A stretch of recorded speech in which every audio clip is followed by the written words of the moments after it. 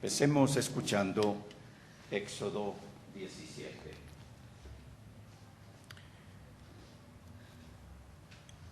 Toda la congregación de los hijos de Israel partió del desierto de Sión por sus jornadas, conforme al mandamiento de Jehová, y acamparon en Refidim, y no había agua para que el pueblo bebiese.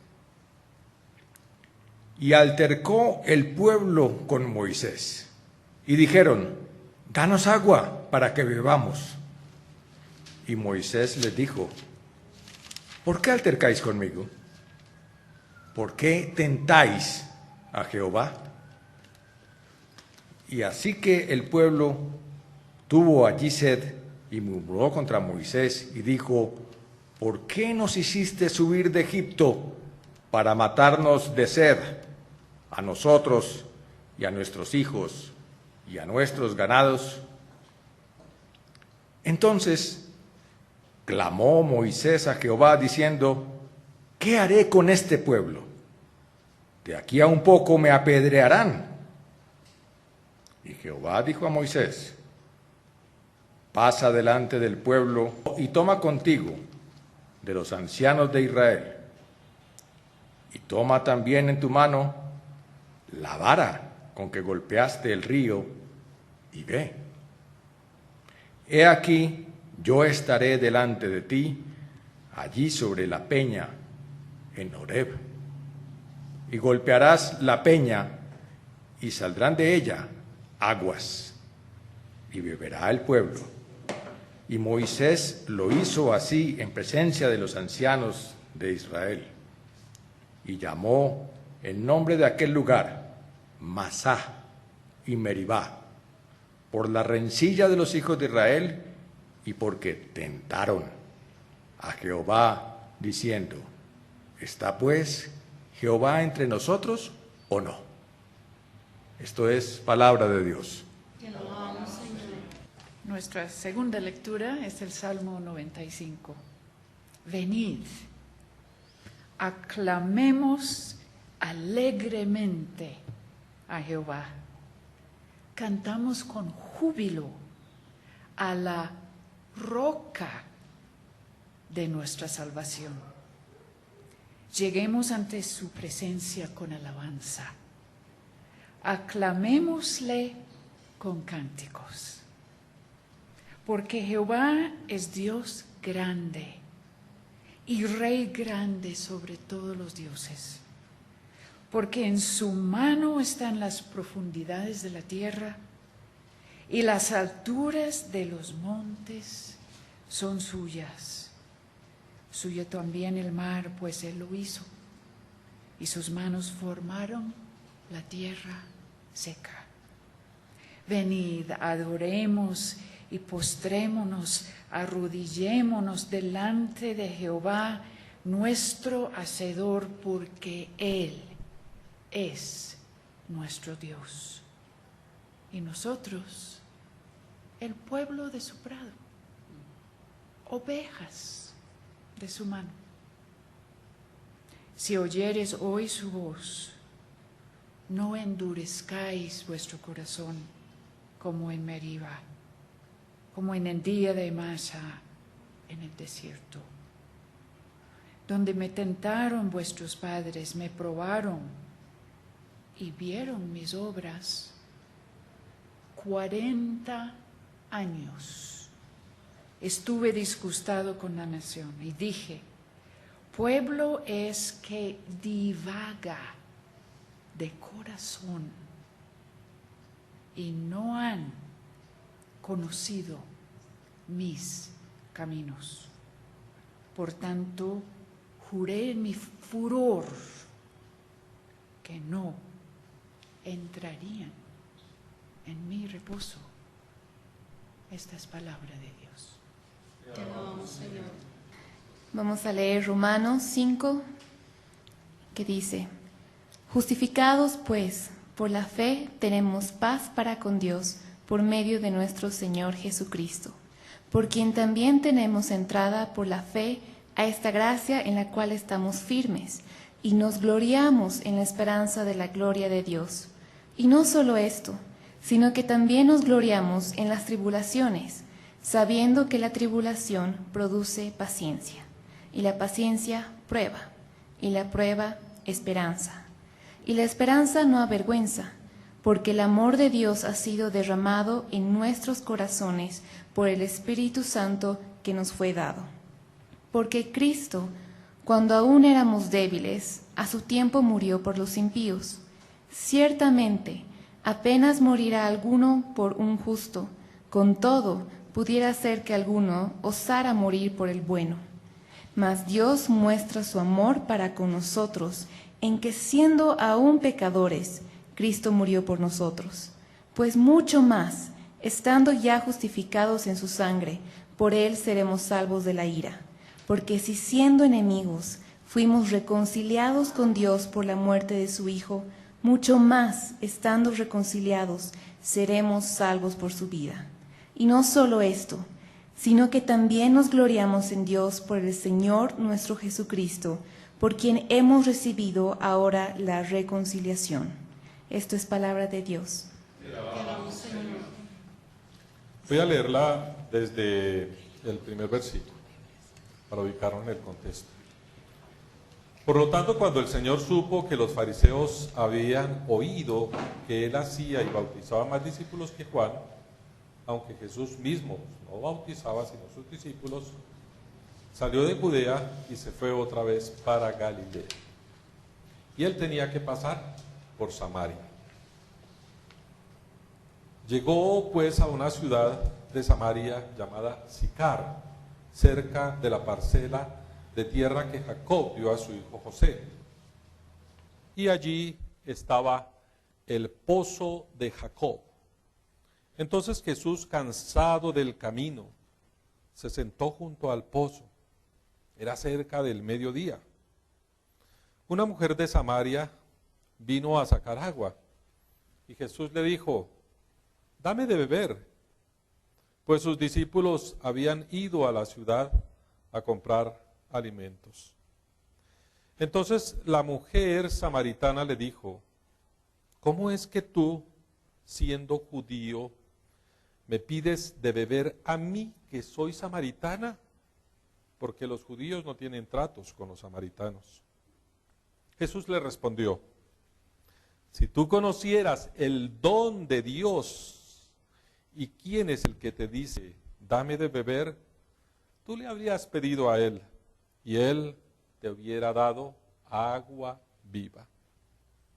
Ella le dijo: Señor, no tienes con qué sacarla, y el pozo es hondo.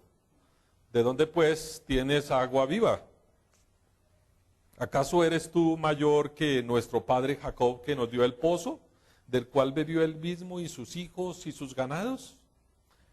Jesús le respondió: todo el que beba de esta agua volverá a tener sed. Pero el que beba del agua que yo le daré, no tendrá jamás, sino que el agua que yo le daré se convertirá en él en una fuente de agua que brota para vida eterna. Señor, le dijo la mujer, dame esa agua para que no tenga sed ni venga hasta aquí a sacarla. Jesús le dijo: ve, llama a tu marido y ven acá. No tengo marido, respondió la mujer. Jesús le dijo: bien has dicho, no tengo marido, porque 5 maridos has tenido, y el que ahora tienes no es tu marido. En eso has dicho la verdad. La mujer le dijo: Señor, me parece que tú eres profeta. Nuestros padres adoraron en este monte, y ustedes dicen que en Jerusalén está el lugar donde se deba adorar. Jesús le dijo: mujer, cree lo que te digo, la hora viene cuando ni en este monte ni en Jerusalén adorarán ustedes al Padre. Ustedes adoran lo que no conocen. Nosotros adoramos lo que conocemos, porque la salvación viene de los judíos. Pero la hora viene, y ahora es, cuando los verdaderos adoradores adorarán al Padre en espíritu y en verdad. Porque ciertamente a los tales el Padre busca que lo adoren. Dios es espíritu, y los que lo adoran deben adorar en espíritu y en verdad. La mujer dijo: sé que el Mesías viene, el que es llamado el Cristo. Cuando Él venga, nos declarará todo. Jesús le dijo: yo soy el que habla contigo. En esto llegaron sus discípulos y se admiraron de que hablara con una mujer. Pero ninguno le preguntó: ¿qué tratas de averiguar? ¿O por qué hablas con ella? Entonces la mujer dejó su cántaro, se fue a la ciudad y dijo a los hombres: vengan, vean a un hombre que me ha dicho todo lo que yo he hecho. ¿No será este el Cristo, el Mesías? Y salieron a la ciudad y fueron a donde él estaba. Mientras tanto los discípulos le rogaban: Rabí, maestro, come. Pero él les dijo: yo tengo para comer una comida que ustedes no saben. Entonces los discípulos se decían entre sí: ¿le habrá traído alguien de comer? Jesús les dijo: mi comida es hacer la voluntad del que me envió y llevar a cabo su obra. ¿No dicen ustedes: todavía falta 4 meses y después viene la siega? Pero yo les digo: alcen los ojos y vean los campos, que ya están blancos para la siega. Ya el segador recibe salario y recoge fruto para vida eterna, para el que siembra se regocije junto al que siega. Porque en este caso el dicho es verdadero: uno es el que siembra y otro es el que siega. Yo los envío a ustedes a segar lo que no han trabajado, otros han trabajado y ustedes han entrado en su labor. Y de aquella ciudad muchos de los samaritanos creyeron en él por la palabra de la mujer, que daba testimonio diciendo: él me dijo todo lo que yo he hecho. De modo que cuando los samaritanos vinieron, rogaban a Jesús que se quedara con ellos, y él se quedó allí 2 días. Muchos más creyeron por su palabra.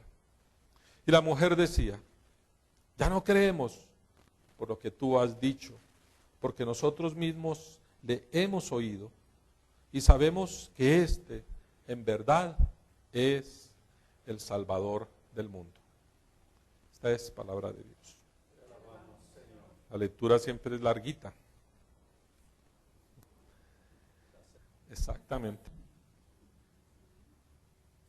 El viernes pasado pasaron por todos los medios de comunicación, los noticieros televisivos especialmente, una noticia que pareciera que fuera más bien por allá de un país africano, que no estamos acostumbrados. Y las imágenes eran tan impactantes y mostraban a cientos de animales a causa es que se estaban muriendo y que estaban ya muertos. Algunos estaban comidos por los chulos. O sea, era algo que no habíamos visto acá, a causa de una sequía que hay en Arauca, una sequía bien grave, sobre todo en el sector de Paz de Ariporo, que es, yo creo que de las zonas más lindas que hay en Colombia. Pero parece ser que a causa de la minería, de la explotación ilegal, a causa de la ganadería, los ganaderos llegan y cogen y quitan las matas de monte, que llaman, o sea, lo que hay sembrado, y dejan una llanura para sembrar pasto, y ahí ponen sus ganados.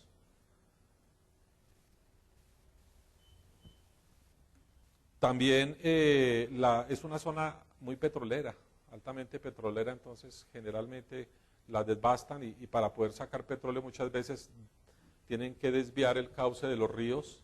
Entonces todo esto ha causado una catástrofe ecológica.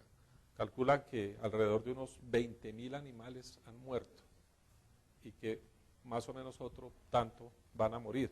De esos son como 15.000 chigüiros. ¿Sí conocen a los chigüiros? Entonces da tristeza que semejante riqueza de fauna se esté perdiendo. También hay un incendio por allá, por los lados del Chigorodó antioqueño, que también ha acabado con selvas vírgenes que por lo menos 30 a 40 años van a llevar a recomponerse.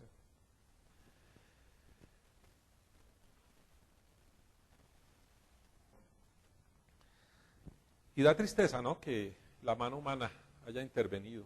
El señor del IDEAM decía esta mañana que es un ciclo que se ocurre todos los años, que este es el tiempo de sequía normalmente, pero que esta vez sí ha sido devastador. Devastador porque los animales no tienen dónde acampar de los rayos solares, porque han quitado las matas de monte, han talado. Entonces sí da tristeza, ¿no?, que se cause eso y que los animales mueran a causa de la sed, falta de agua.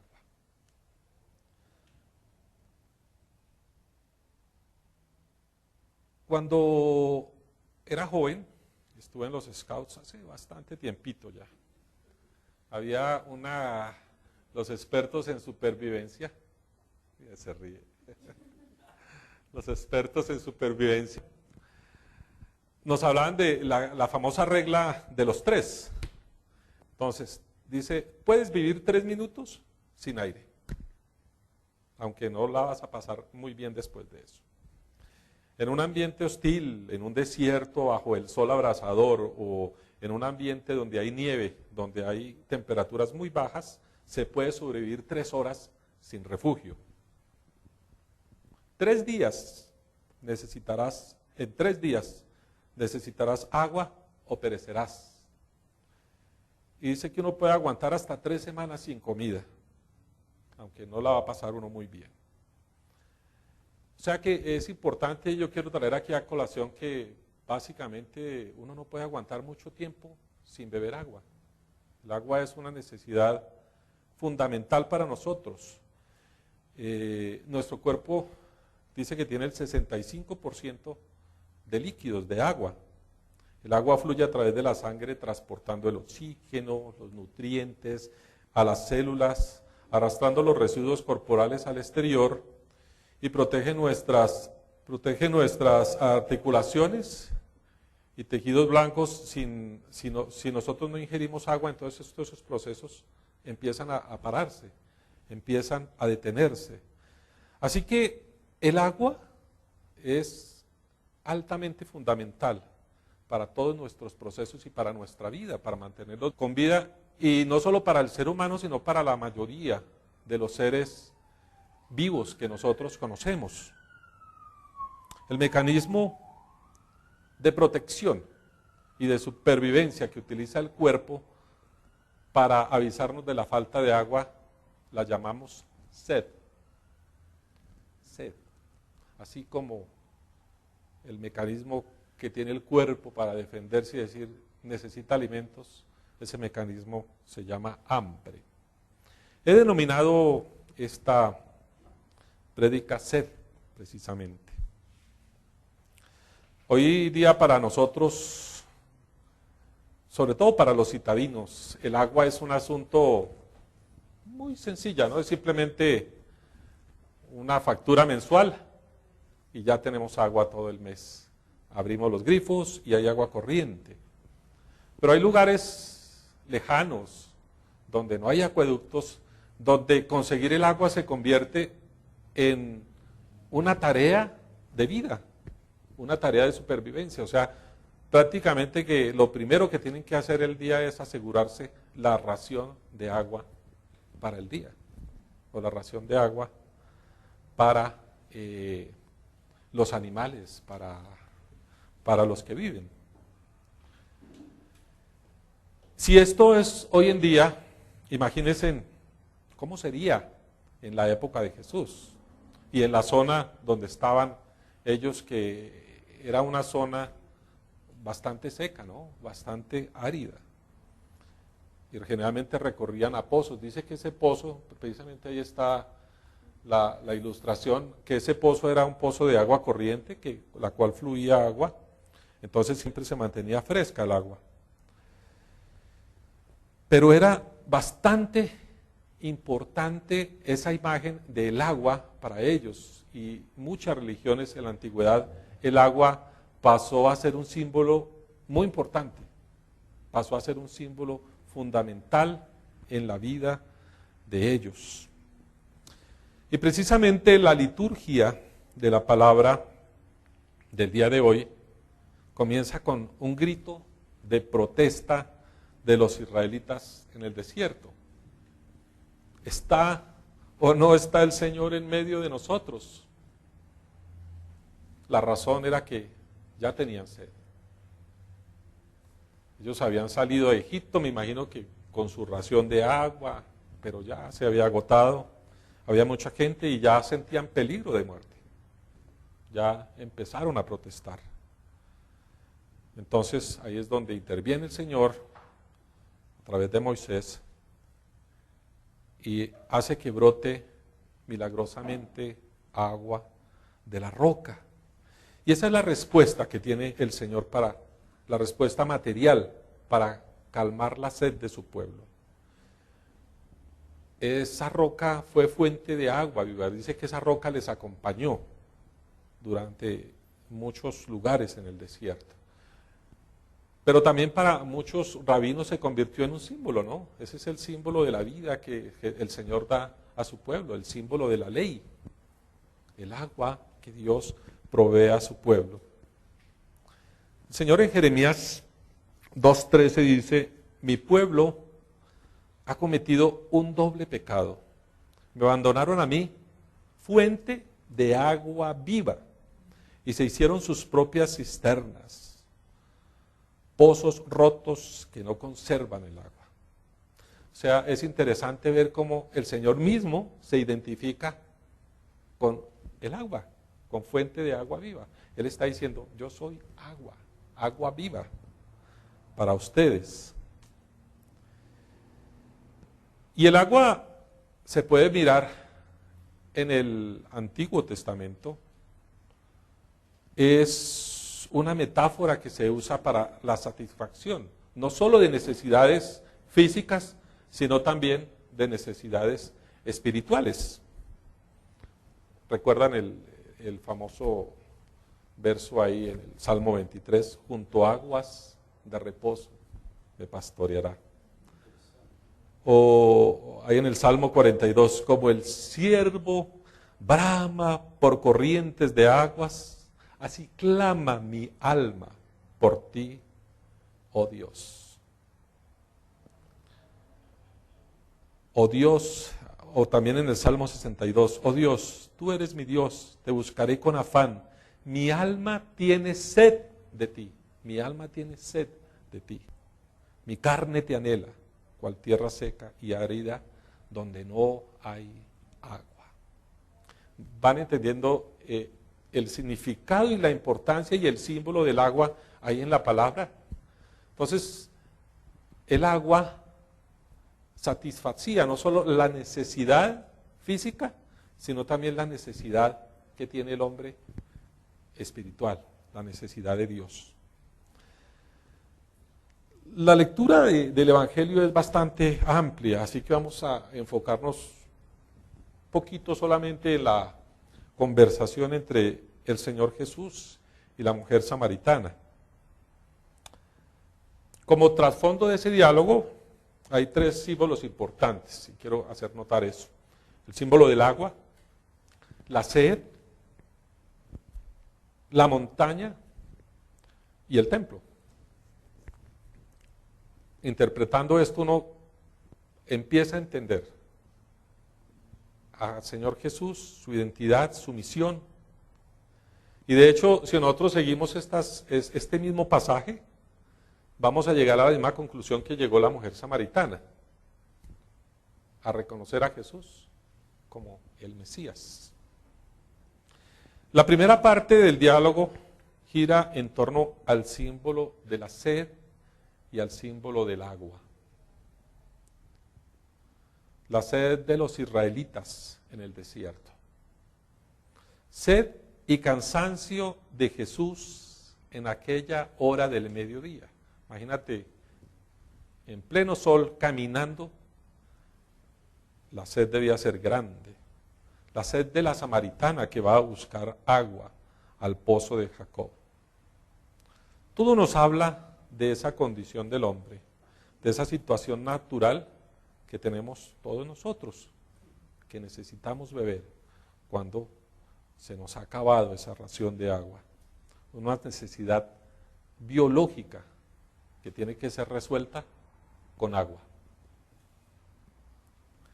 Pero aquí Jesús también le da otro significado, y esto es bien importante que lo tengamos en cuenta.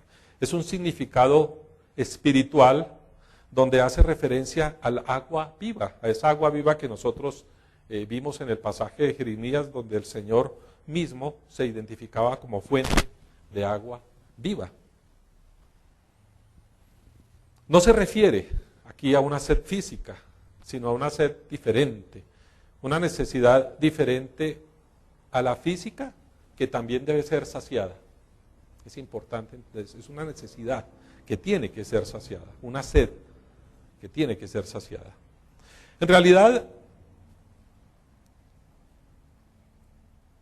son muchos los deseos y aspiraciones que tenemos como seres humanos en nuestro corazón. Y son como muchos tipos de sed que tenemos.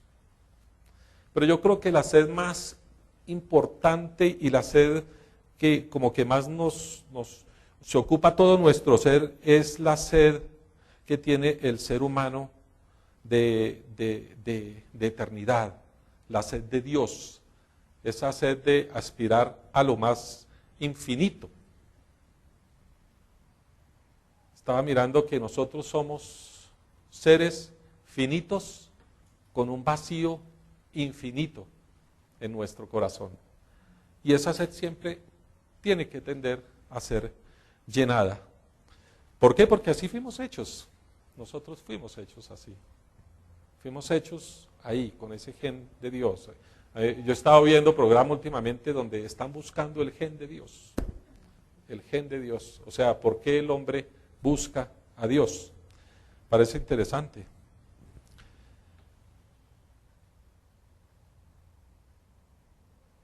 Es difícil creer que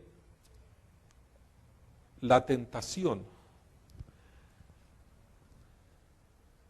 de saciar esa sed prácticamente sea lo que está ocupando la vida del hombre hoy en día.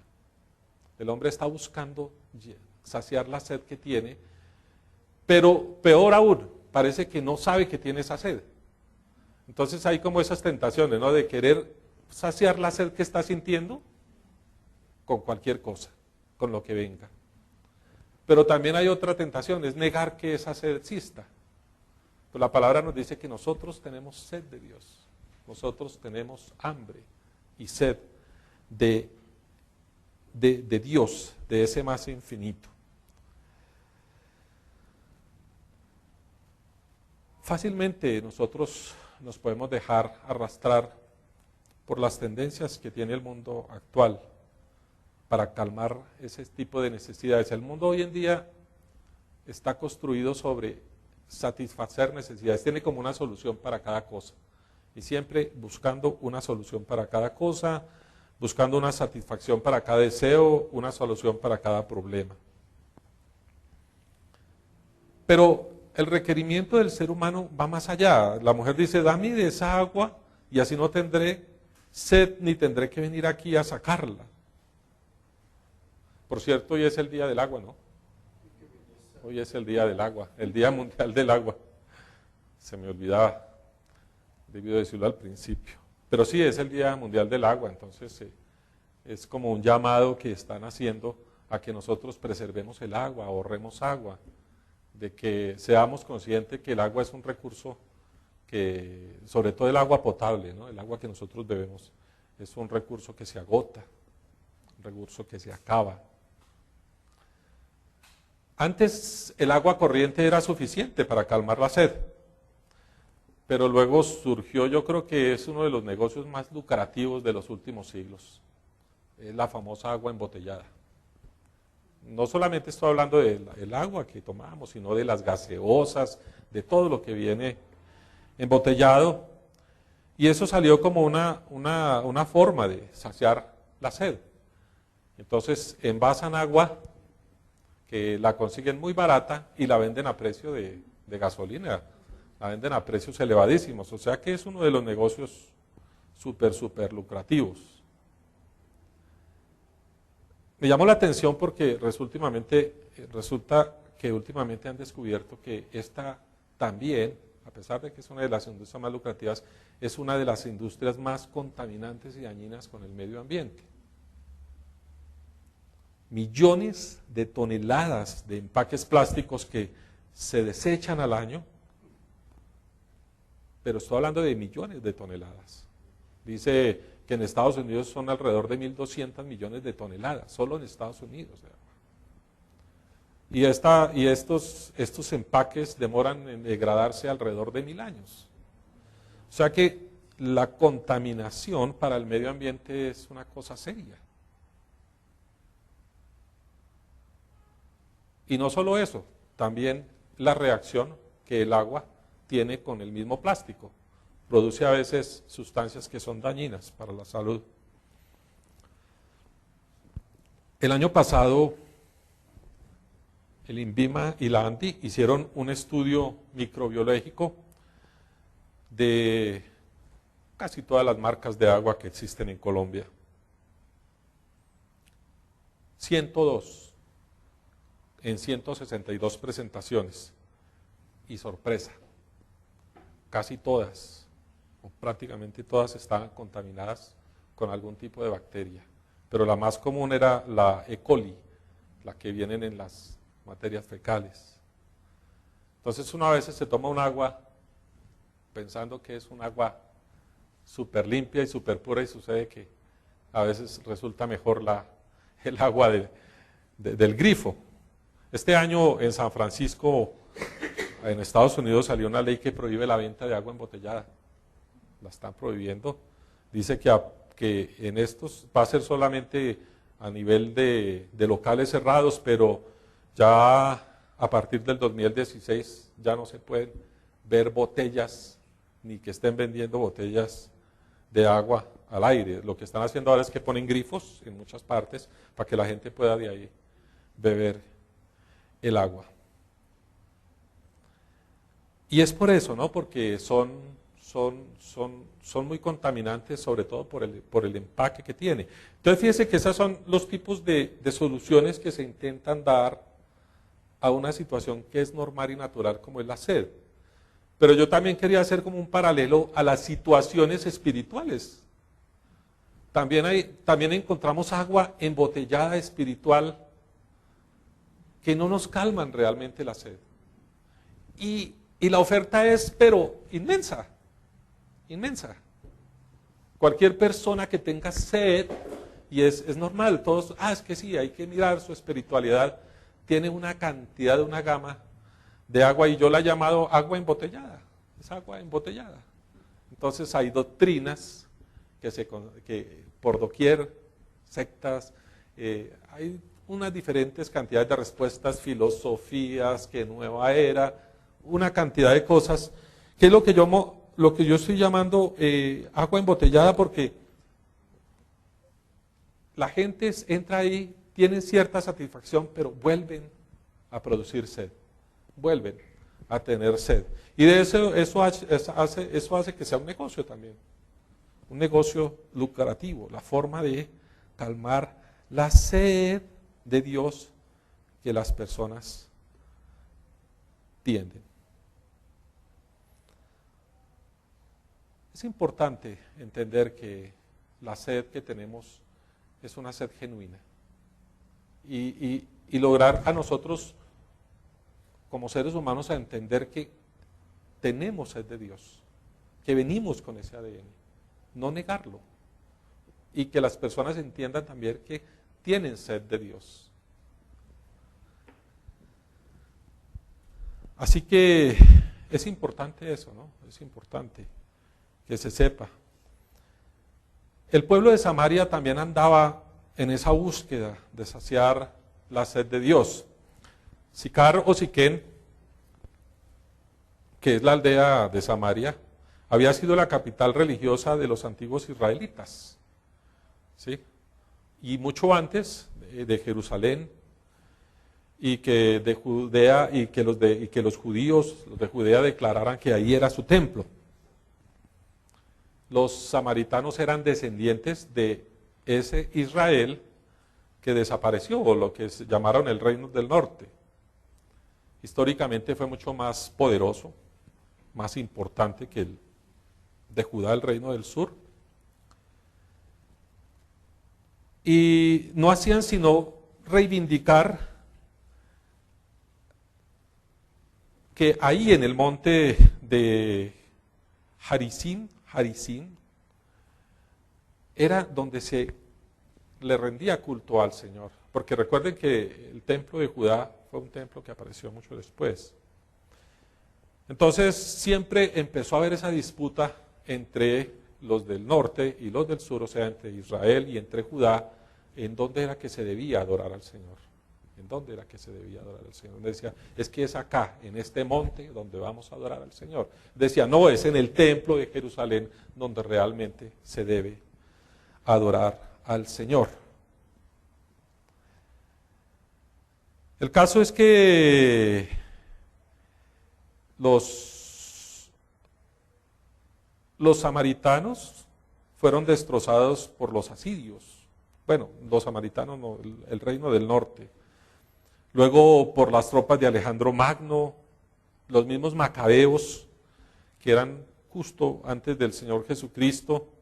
Así que los que eran antes los ricos y aristócratas samaritanos habían quedado reducidos a una mínima expresión, a una pequeña comunidad, pero además tenían una mezcla de razas y una mezcla de creencias que habían captado de todos los pueblos que la habían, y se habían mezclado, o sea que su religión era muy sincretista, era una religión contaminada, por decir así, mientras que en Judá pudieron tener cierta pureza en cuanto a la adoración al Señor.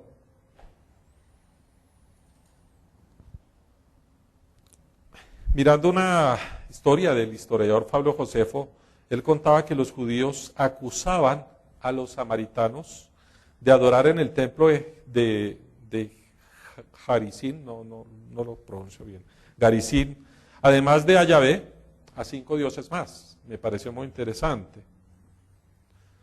Porque aquí Juan el Evangelista, que piensa en arameo, aunque escribía en griego, juega con un término, que es el término marido, que en griego es Baal,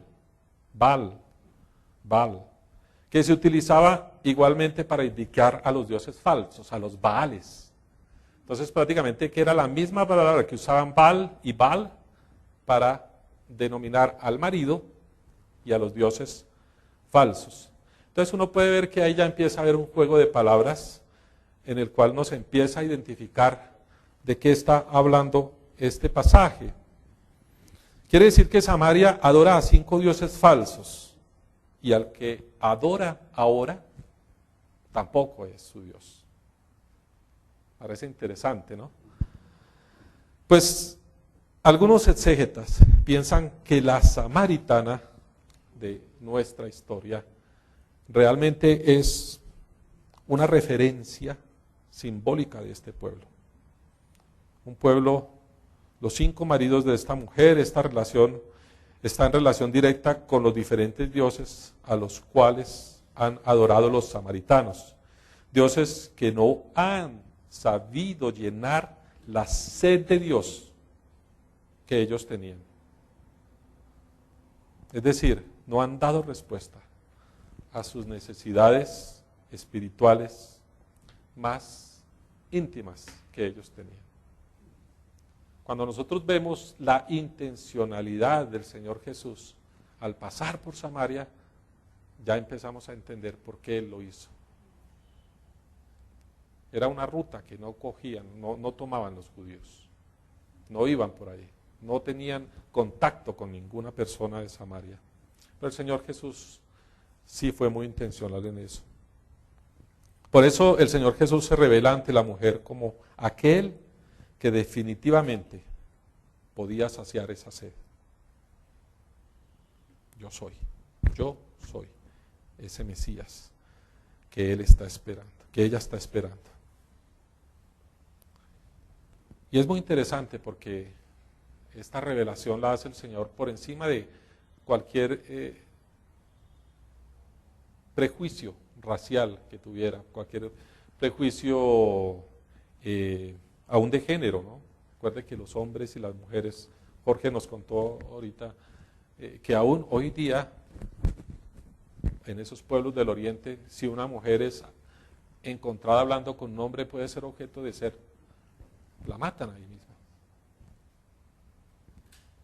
Entonces fíjese la cantidad de barreras que estaba superando el Señor Jesús para llevarle esa revelación a esta mujer, que realmente era el pueblo de Samaria. El Señor Jesús le sostiene ahí con legitimidad la línea exclusiva judía, no samaritana. Dice: la salvación viene de los judíos porque él mismo desciende de la dinastía de David.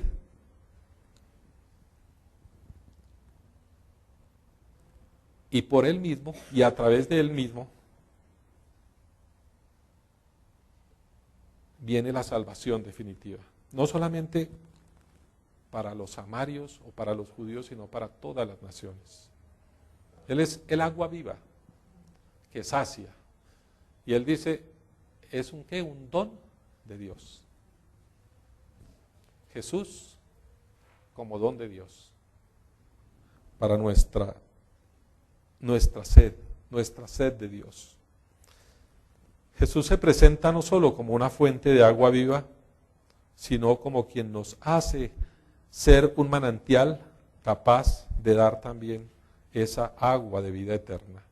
O sea que si nos acercamos a Él, si estamos junto a Él, no solamente se calma mi sed, sino que también tengo la capacidad de dar esa agua viva a los demás. También ayudarles a salir de su desierto, de su soledad, de su sed de Dios. Jesús también es llamado la peña de Oreb, ¿no? Vamos a cantar una canción después de eso. Él es la peña de Oreb, del cual brota agua de vida para saciar a su pueblo. Así que es bien interesante esos paralelos que se hacen ahí. Un don de Dios. Él es un don de Dios. No es agua embotellada, cara y hasta dañina. Es agua pura. Es agua gratis. Agua que fluye desde nuestro propio interior y que lleva a una nueva adoración, una forma de relacionarse con Dios. Es un agua diferente a la que ofrecía Moisés en el desierto, llena de leyes, de postulados, de sabores. Un agua diferente a la que ofrecían los samaritanos, llena de impurezas, llena de cosas ilegítimas. Aguas embotelladas que no saciaban, sino que por el contrario, producían más sed. Por esta razón, ya no es necesario ir al pozo o a la cisterna por el agua viva, porque ahora, por el don de Dios que es Jesucristo y su Santo Espíritu, nos ha convertido a nosotros en fuentes portátiles de agua viva. Fuentes portátiles de agua viva. Él está con el ser humano en todas las latitudes de la tierra. Concluyendo, los samaritanos, apoyados en el testimonio de la samaritana, de la mujer que se conoce como la samaritana, sin identificación, corren al encuentro del profeta que ella les está diciendo. O sea que el testimonio de la samaritana era necesario para cumplir la misión de que los samaritanos se encontraran personalmente con Jesús y que luego de andar 2 días con él, ellos lo reconocieran como el Salvador del mundo, como aquel que estaban esperando. Así que nuestra manera de hablar de Dios, del don de Dios, que es Jesús, puede ocasionar, como ocurrió con la samaritana, que otros tengan también el deseo de ir a buscarlo. Y esa es como la última invitación, ¿no?, que hacen ahí en el pasaje. Mi comida es hacer la voluntad del Padre, así que la de nosotros también. Y a pesar de lo que se piense, el Señor Jesús sigue siendo agua que puede saciar esa sed genuina que nosotros estamos necesitando hoy en día. Que el corazón, que el ser humano necesita hoy en día. No es fácil hablar de Dios, porque hablar de Dios a veces lo reducimos a nuestras propias palabras. Lo hacemos chiquito. Y a veces con hablarle a Dios a las personas no vamos a saciar su sed en ese momento. Pero es el camino por el cual ellos y nosotros vamos a saciar la sed que nosotros tenemos, la sed que sentimos de Dios, la sed que sentimos de eternidad, la sed que sentimos de más allá, de trascendencia. Este tiempo es el tiempo de Cuaresma. Hoy estamos en el tercer domingo de Cuaresma. Y es el tiempo en que nosotros debemos reflexionar sobre qué agua estamos bebiendo, qué tipo de agua estamos bebiendo para saciar la sed de Dios que nosotros tenemos. ¿Es posible morirse de sed en medio del mar? Es posible morirse de sed en medio de una cantidad de agua impresionante, porque el agua de mar no es apropiada para nosotros por la sal que contiene, pero es posible morirse de sed ahí. Lo mismo es posible morirnos de sed espiritual en medio de tanta oferta de agua embotellada, simplemente por no identificar nuestra sed de Dios, porque no queremos o porque no queremos admitirla. Entonces, cuando de pronto la gente está acudiendo a una cosa, o hay demasiadas cosas, estaba pensando yo qué ejemplos hay, pero es que hay todos: el alcohol, las drogas, la promiscuidad, sectas, internet, tecnología, comida, economía, tantas cosas que pretendemos llenar ese vacío por no identificar que ese vacío realmente es un vacío de Dios, el que tenemos ahí. Es una sed de Dios y que es natural que la tengamos. Conocer a Jesús y dejarnos conocer por Él, yo creo que podría ser el mensaje de este pasaje, que es un pasaje muy hermoso, en donde caen al piso todos los prejuicios étnicos, raciales, religiosos, políticos, bueno, y demás. Estaba pensando que para nosotros a veces es un problema, porque nosotros pensamos, bueno, muchos desde pequeños hemos oído hablar del Señor Jesús y pensamos que realmente le conocemos. Pero yo pienso que nos falta conocerle como Él es realmente. Nos falta, así como hicieron los samaritanos, ir a verlo, escucharlo hablar, pasar días con Él, para que podamos realmente identificarlo como el Salvador nuestro, como el agua que nos va a saciar la sed de Dios que nosotros tenemos. Y eso precisamente lo que hace esta liturgia de hoy, ¿no? Nos trae este relato de Jesús para que nosotros vayamos avanzando en el camino de conocer a Jesús, pero no solo conocerlo, sino de experimentarlo como aquel que sacia mis más profundos tipos de sed. Él es el que va a saciar la sed más profunda que nosotros tengamos. Así que dejemos que Él nos hable, que Él nos sorprenda, que Él nos asombre con sus palabras, que entre a lo más profundo de nuestro ser, de nuestra conciencia, y que seamos conscientes de cuán cerca y cuán alejados hemos estado de Él. Es un tiempo propicio para eso. Con humildad de corazón reconozcamos nuestra sed de Él. Digámosle hoy que Él y solo Él puede apagar esa sed infinita de Dios que nosotros tenemos y que queremos amarle y servirle. Esta es palabra de Dios.